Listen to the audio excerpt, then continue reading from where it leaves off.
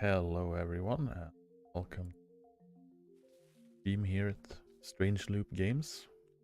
My name is Jens, working as game designer here on Eco, and well, we have a bit of a mishap playtest.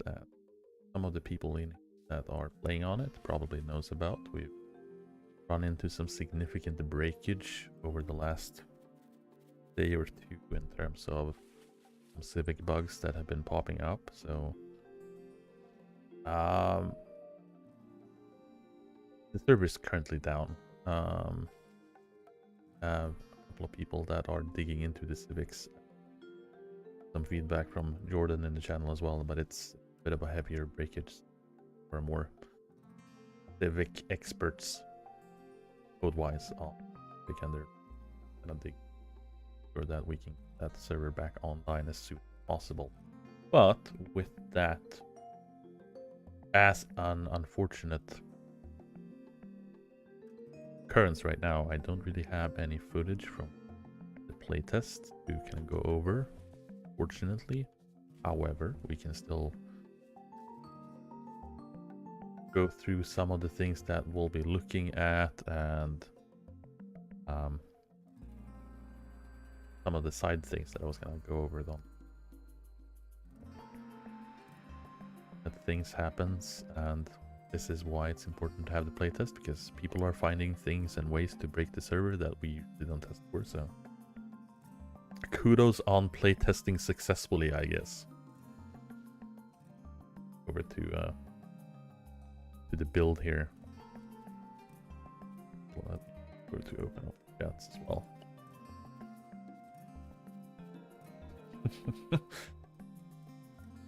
Fresh Sea Otter, no, we're it'll be revived. It'll be revived. We'll have it back, don't you worry.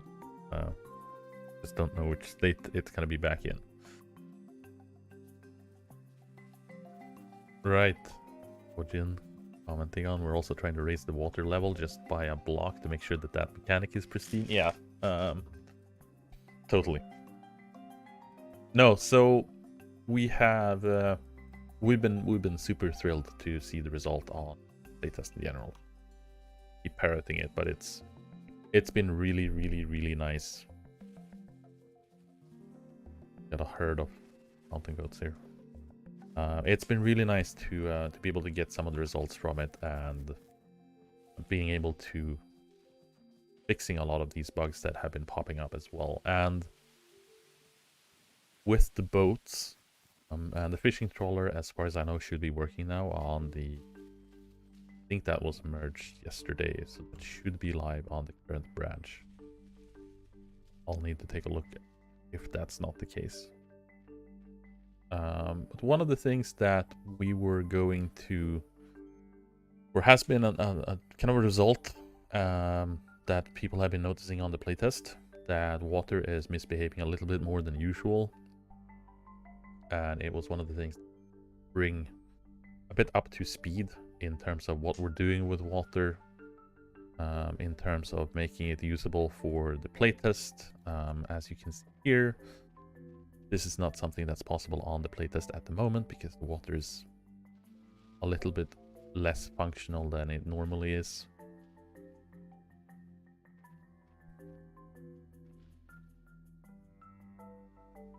Didn't have... This was the other world. Yeah, this was my other save.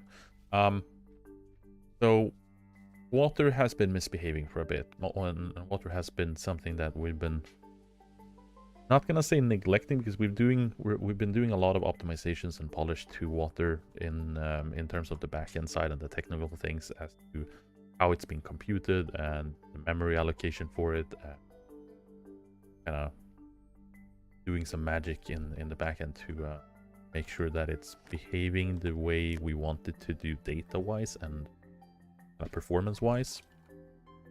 But with a lot of these changes, there's also been a bit of a cost in terms of performance from the user input perspective, where things suddenly is not flowing as intended, or they're just kind of not working the way we want them at all. And this has been made really apparent, especially for the playtest, with everyone kind of building docks and interacting with water a lot more than they usually do. And one thing that, you know, you're coming across in particular for block building and water building around water surfaces and so on, build a bit of a platform here. So as you can see here, water is disappearing for half a second, and then it's properly being rendered and filling back up, if you will. So as you can see here, I've got a full block, and that is... Grab another one just to kind of showcase it.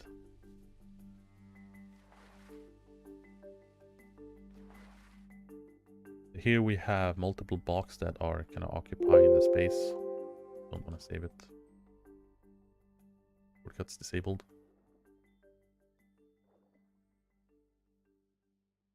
Upload these things. And then getting stuff placed here and there. We've had a lot of situations where water, the mesh and the surface kind of has been breaking, and you know, you've been seeing through the water, if you will, and it's been leaving empty kind of air squares and so on and so forth. A lot of those cases should be remedied now. We have a water task force to kind of alleviate and go over a lot of these case scenarios and seeing over a lot of the potential build options, and also how we've been wanting to handle water in terms of when water is taking up the same space as a normal block, do we want to depend it on which specific type of block, which specific type of form, which specific scenario are you being involved in kind of building this water thing. So this has been a bit of a challenge on I think everyone's part. And as we've seen for the playtest, like I said, it's been a lot more buildage in terms of water because of all the new harbor involvements and things that kind of rummaging around. So we have a distinction now between a solid block and what is referred to as a waterlogged block. So a solid block is your usual, like any block that is taking up a full piece of a square. So in this case, we're looking at bricks. We've got the floor, we've got the cube, we have the aqueduct, and we also have the roof cube, which are taking up the full space of a block. And they will kill water as it exists in here. So as I'm removing these,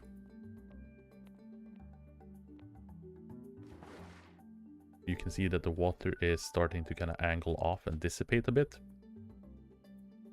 And that's because the water is removed from that specific space, but it's still stretching out and kind of rendering towards alternative water sources. And this is something that we're continuously working on in terms of the back end. So this is still a bit of a problem that we're not super happy with our current iteration of, and we'll be keep working on it in general. However, we've done a lot of kind of connectivity and stretching of how the water visually appears, so they look less broken. But it is something that we'll be continuing to improve on further on in sort of post 10. As Iron Noodle, anything that is a complete full solid block is going to be killing water. So for the bricks, it'll be these 4 types. So anything that is sort of a reminiscent of a partial block is going to be having something called waterlogged. And for modders in particular, the waterlogged is an interface that you just apply to the blocks block class. So if I go in here,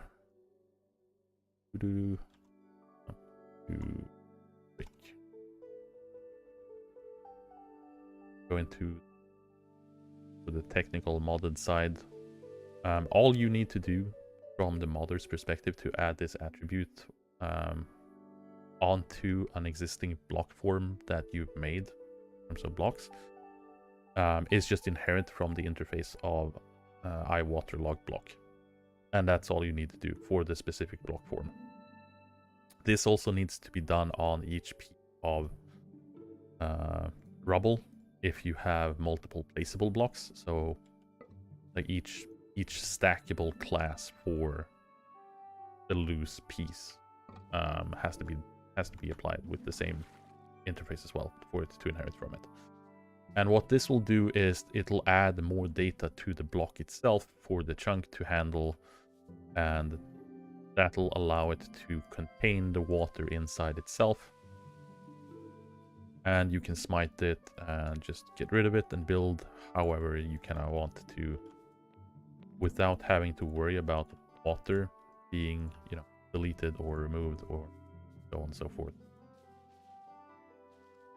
Which is stretching out to more commonly used blocks when it comes to this is docks, and that I'm running on a bit of a test build right now, so everything's not completely perfect. So there's still a couple of cases where it's not properly rendering through, but that's also why it's not deployed to the playtest right now, because it's still being kind of polished and tinkered, and for that we are.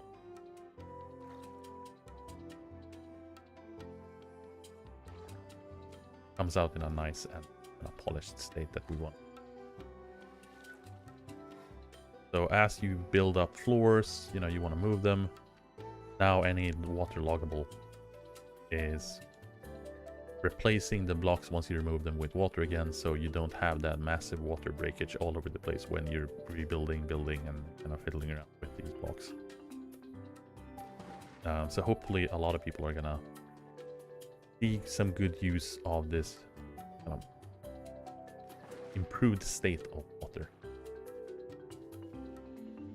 And it's been a headache that we've had for a long time in terms of trying to come up with a good technical solution that doesn't just outright kill performance, because of the higher and increased information that the blocks needs to contain.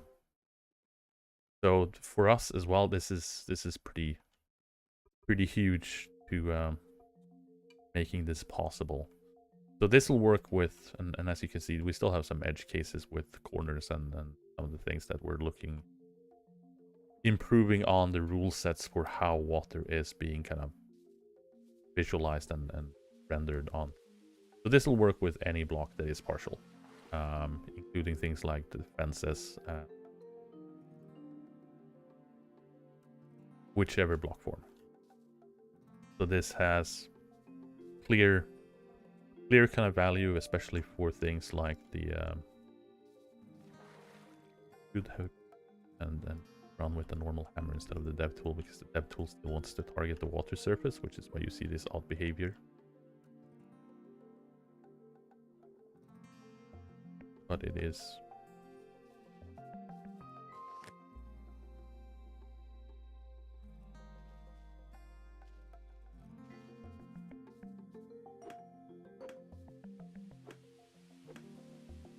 we still have some, you know, client is predicting the water, and then it still shows it a little bit, so that's things to polish as we're kind of poking at it. Does it still work well if your dock is one tile above the water with posts pushing into the water from the foundation? Yeah, so this should be covering basically any scenario where a block is inside water for any number of reasons. We grab a support, for instance, here.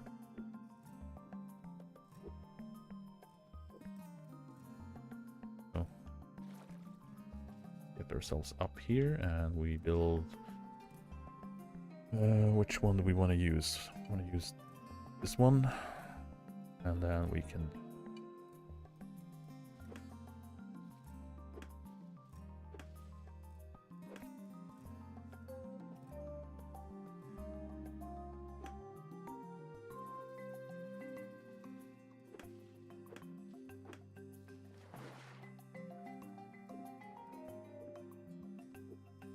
There you go.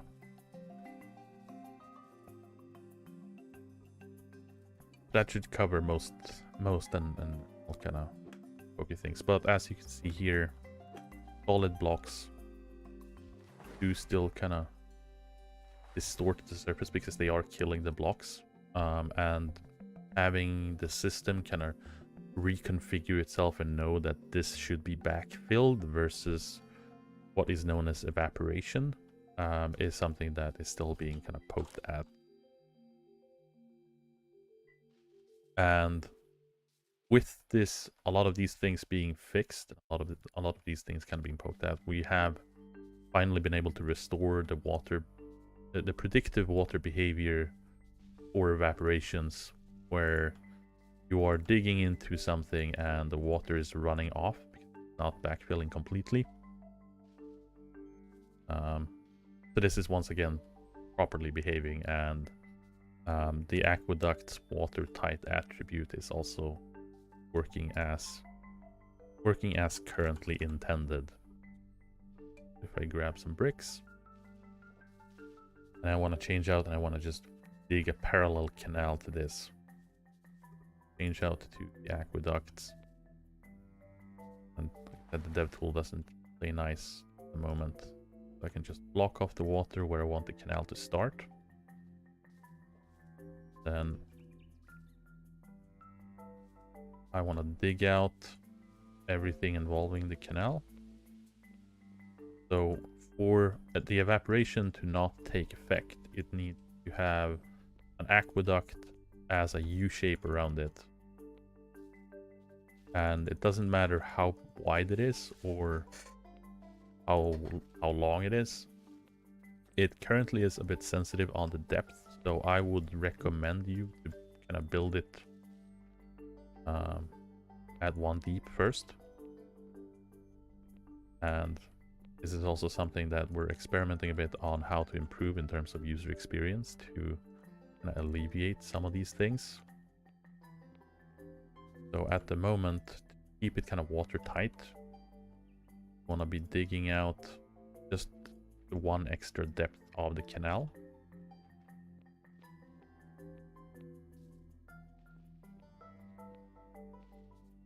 And then once you have the canal to the point where you're happy with it,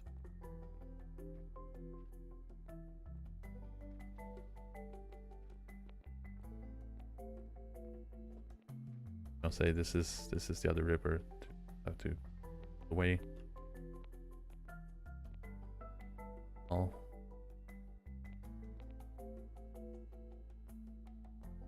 Bam, bam, bam. And then you just let the water in. That corner might present a problem.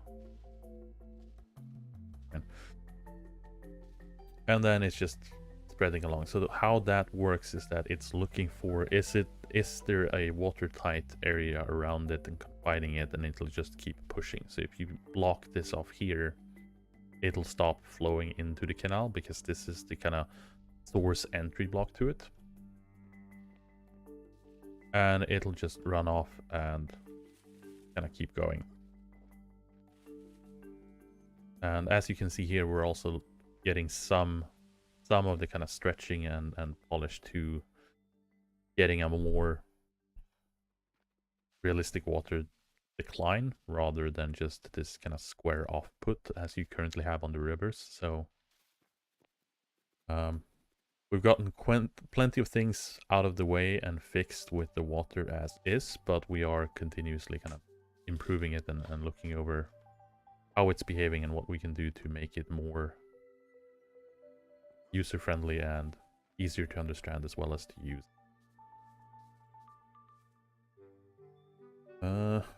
When you have 2 tiles thick, it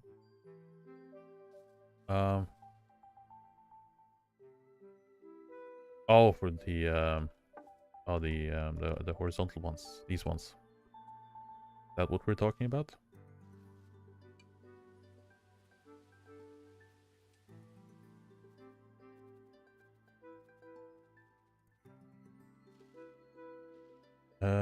With the new water mechanics, will this affect piped waters with filling pools or new areas with water? Yes. So one of the downside of this is that I've been looking over how we kind of want to deal with piped water in general, and I think what is going to happen with them is that we're probably going to temporarily remove the backfilling of water, which is going to be horrible for all of you super creative builders with intricate water wheel works. Water wheels will be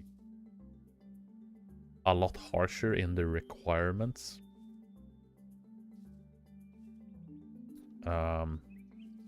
However, you do have the benefit of just general water, like horizontal water transportation. So you could, you know, canal water away from a river or from a higher peak and make like a big aqueduct to pull water to where you are in that manner. But it's still being poked at, so I don't have any definitive things to say about it. We'll yeah, time for Roman aqueducts. Pretty much, yeah. As for any changes to water wheels, I don't think we necessarily have some. I know the art team has been secretly working on some improvements to the visuals on a lot of aspects, and a lot of new objects that some are prompted for 10, some are prompted for future updates. Some may not be reworks, but complete replacements. So there's a lot of things that are coming, and one of the things that I know Kobe and the gang has been working hard on getting an upgrade for is something that have seen a lot more frequent use after being long forgotten, and that is the currency exchange, which I know some people were asking about the other day. So if I do spawn one, have economy testing. So the currency exchange, as you know, looks basically like a gas station at the moment. There was some envisionment when it was first originated that it is reminiscent of some sort of dispenser. So this is how it's looking today. And while it's not plugged into the game yet, so I can't show you directly in game. However, this is going to be the new currency exchange object.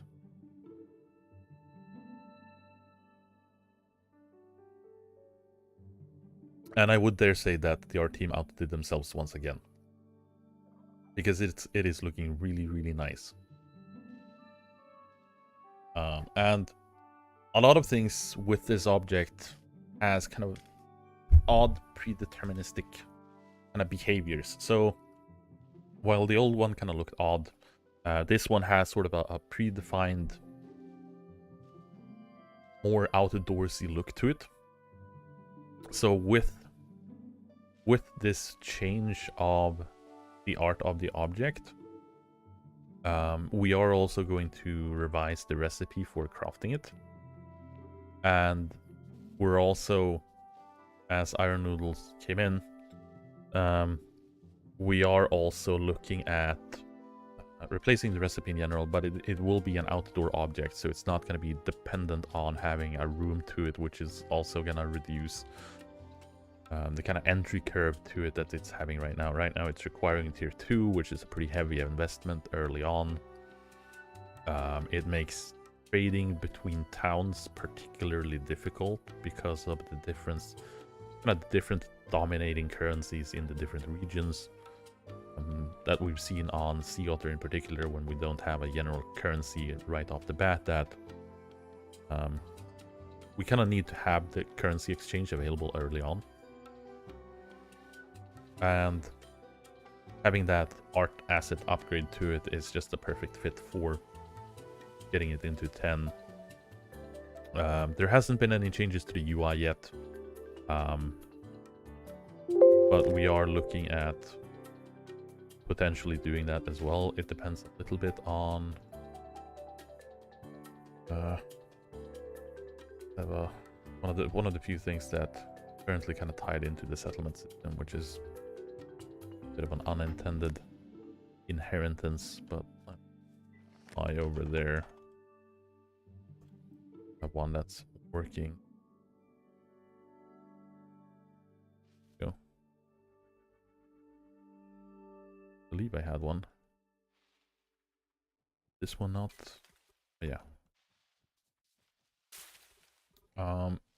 And I know there's been this UI is really old. We haven't really touched it in a long time. We're looking at kind of changing it out a little bit, making it a little easier to understand. But as it stands right now, you have given a bit of an example explanation, as there seems to be a lot of misunderstandings about how the currency exchange works. The currency exchange does not generate money. It doesn't create currency. You don't input, you don't add items to get a chosen currency at whatever rates you're setting. It's a transaction. It's basically a store for money. So you are offering, in this case, you're offering $1 at a currency exchange rate of 1.5 in exchange for the client currency, which means you want 1.5 client currency, test currency. Change it out to APC credits, just a little bit here too. And other things. I have one, and I'm setting what I want in return for that one credit and exchanging it for this. So this means that a player has to come to your currency exchange, pay whatever amount of transactional money that you have set, and then that's going into your account from your account. Now, if you're using your own credit, I have my general credit here. I have an infinite amount of this. That is absolutely true.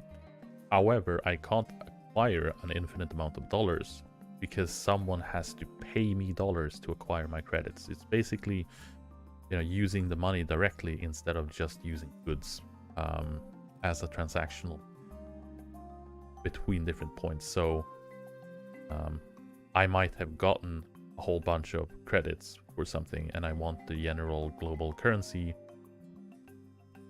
but someone else needs that specific credit because that guy has a store that he's only selling goods for his credits and not taking currency. And the currency exchange is a way to kind of get around a lot of those limitations where you don't want to be juggling just goods. You can be running around just buying different currencies to kind of get what you want. And then as a concern, as a general concern with kind of financial levels, and what if I have a whole bunch of credits and I'm buying global currency, but I don't want to get 1 million of the global currency, and someone grabs a whole bunch of my credits and they just buy everything in my store. Well, first off, I would say congratulations, because you sold out everything in your store and someone wanted all your stuff, and you're setting the price for them at what you should be comfortable with selling at in terms of effort and but how to manage that and deal with that is to be able to set specific limitations to how much money you're buying and how much you want to save with these restrictions. So you add a restriction and you set the specific currency you want to restrict, and you're telling your bank account basically and your wealth representation to how much you're capping out in that specific account.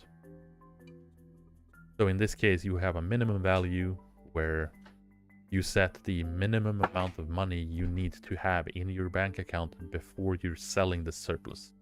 So in this case, if I set it to 500, before this store tries to sell a single unit, I need to have 501, and it'll never sell off more currency then that limit as a minimum.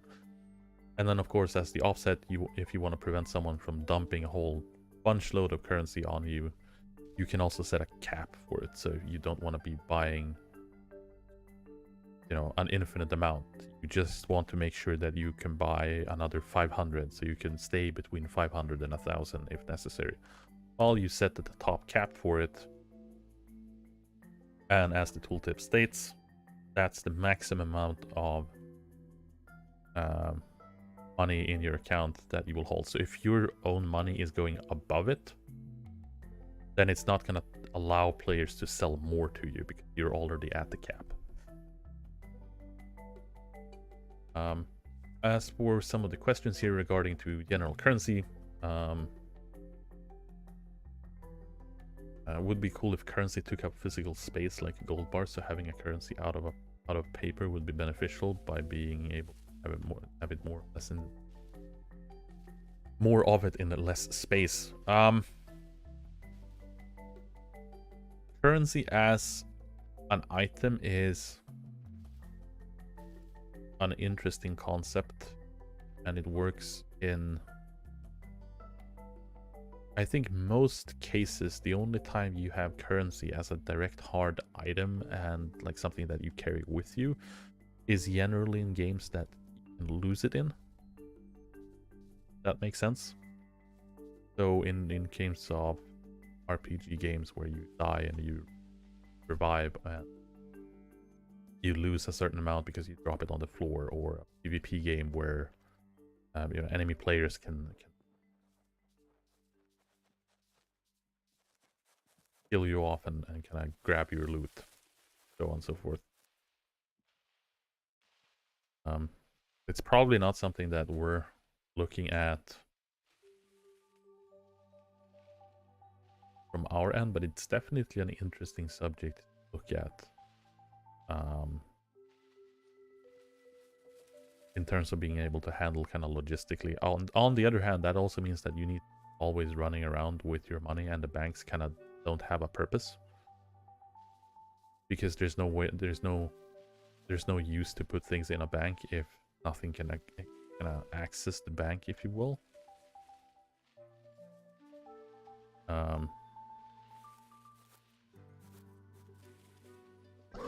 But it's definitely an subject to look at in terms of how things are being put out.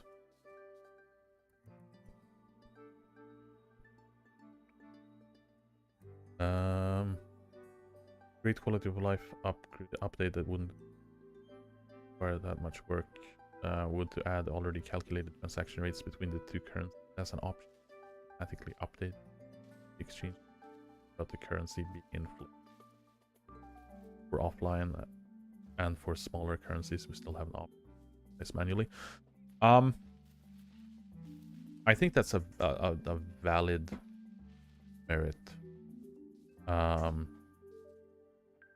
Because it is true, if people have always been wondering about kind of the currency in use things, there is a currency report for it that is showing off more than just players in the world and how much money they have. It's also showing the depths of the currency, but it's also showing you exchange rates. So if you have items that are being sold inside a store, you know, one currency is selling logs at one price, another selling logs at another price, then this will actually automatically calculate and compare the two. So this is a big risk here, is that something automatic there is also prone to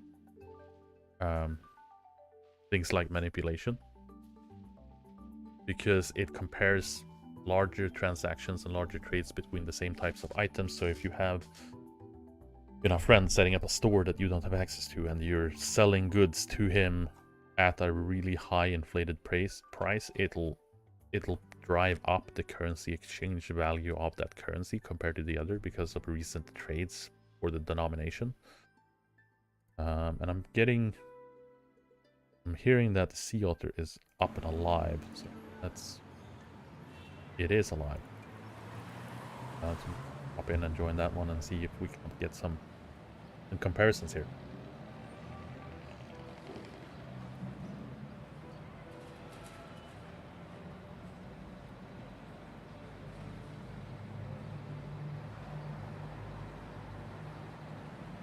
But yeah, so currency as a physical entity is always an interesting aspect, but it's difficult to say what kind of implications it would have, because, you know, is it gonna be for eco in general, it's a lot into how much value is this going to be added to, or is this just going to be something that people are going to be just really frustrated with and don't know what to do, and are just another thing to have in your bag to kind of take up space.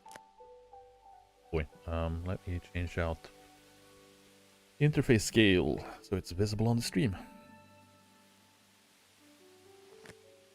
Oh, wanted to go in here, and here we can see a whole bunch load of different credits and currencies that are being in circulation.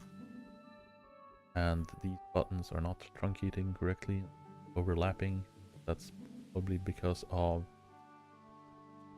Do I change? So if we go into currency report here and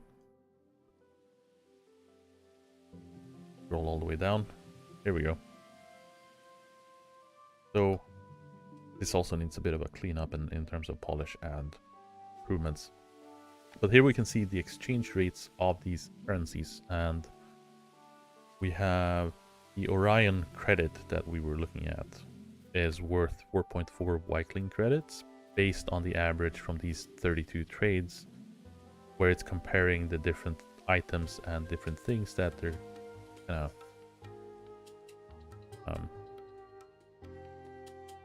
shuffling around. And this will compare anything that has an equal item trade, so it can't compare to currencies that are not trading similar items. So if you have one currency that's only trading in basic upgrade 1s, and then you've got one that's trading in basic upgrades 2s, then it's not going to be able to compare the two because there's no common denominator of comparison. So here we have, yeah, as Iron Noodle was coming out, new coin versus Orion is one Orion is worth 17.89 new gold, based on what seems to be mostly food. We have something else in here. We got iron bars. Iron bars is always a good denominating factor in between, because there's usually a large bulk transaction going on at a very frequent rate, so it's hard to kind of spoof. Get something looking weirdly versus upgrades that can have a really different profit margins. So having those really big common consumables, if you will, so building materials, tools, iron bars, and so on, are usually pretty good sets. And then you've got standard deviation of prices being 15,700%, which is summarizing up to being 17.89. So in this case, someone could place down a currency exchange and say, you know, I'm selling one Orion coin, but I want 20 new gold for it. So they're profiting on the transaction change of currency, but they are selling, you know, one currency for another, and that possibility is going to be hopefully a lot easier. And I'll be going over that recipe and kind of where we're introducing that wherever as possible. It might not be for the current Sea Otter playtest, but it'll definitely be in with a new recipe at least. Can't promise the visuals because that is completely dependent on art team adding it to porting it in. Treasury with settlements in multiple currencies. The treasury is kind of weird. The treasury has always been this kind of super all-powerful thing, so that is still kind of pending a bit.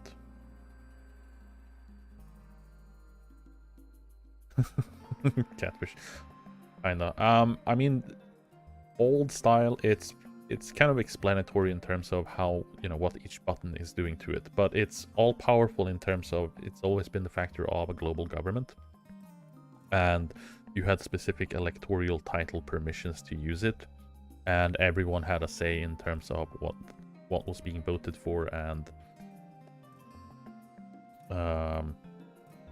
so on. Yeah, I might hide the treasury if settlements is enabled for now, because it's really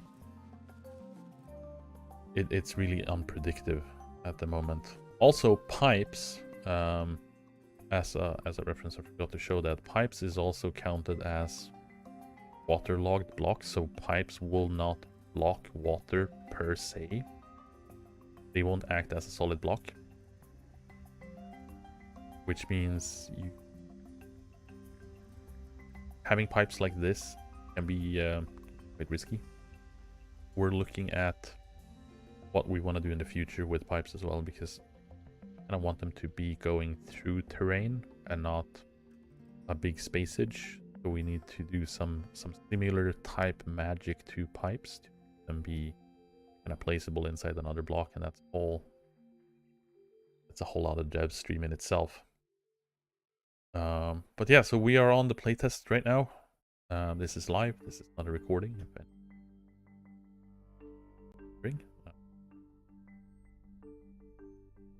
Got some stuff going on.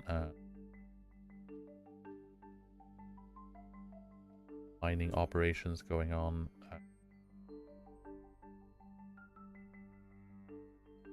I have barely been on Sea Otter, in case I get distracted.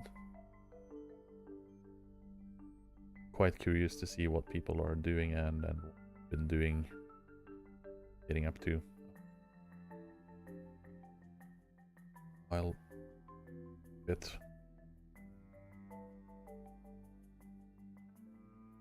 I think the prices for clams are ruining the currency reports for those two currencies. That is entirely possible. Like I said, it's not foolproof, and with the towns and nations, we do need to put more of an emphasis on some of those more economically impacting reports and functions in terms of quality of life, as the towns and nations are kind of scratching on that surface in a whole new scale than what has been previously used. Previously, those kind of currency reports and economical kind of in-depth statistics have only really been, you know, statistics used to state kind of curiosity and looking over how things are going in general, or how your currency is doing compared to other currencies. But there haven't really been a huge kind of reasons to really use it in the same way as there has now. So venturing into unknown territory with a lot of these things,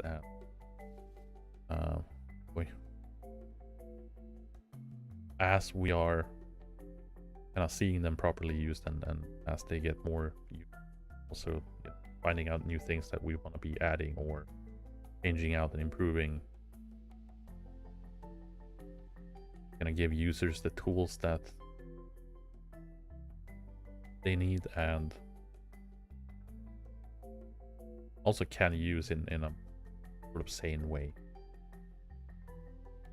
and not just get lost in statistics and trying to figure out everything on their own with spreadsheets, which is fun on its own and on Earth. Frame drop here.